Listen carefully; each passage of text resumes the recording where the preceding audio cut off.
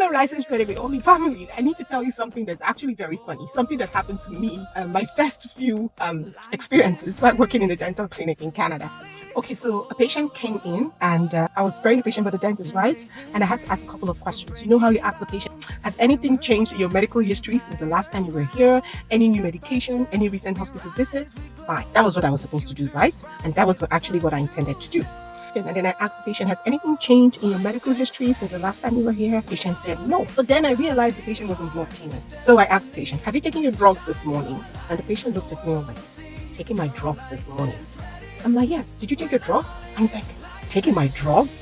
He was taken aback. I didn't know why he looked a bit upset. And I'm like, he's supposed to be in blood thinners. What has he taken his medication or whatever it was? And then I looked at the chart and then I called the name of the drug. I'm like, did you take this drug? He said, oh, no, I haven't. But I was still very confused. So I sat the patient down and I walked up to the office manager. I met her in her office. Wonderful office manager, by the way.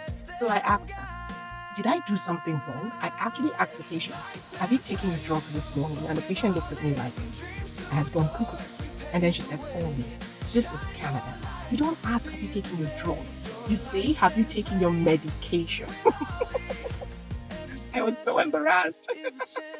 Now I understand why the patient looked at me in a very funny way. So, if you're like me, and if you're in your country, you use the term drugs to actually mean medication, welcome to Canada. Here it is medication and not drugs. So when you see a patient coming and you have to ask that very important question, you say, have you had your medication this morning? Not have you taken your drugs? It means something different. This is Oli Omokai. I'm the founder, licensed ready with Oli. Stay tuned with me as we thrive together as foreign trained dentists in Canada. Peace out.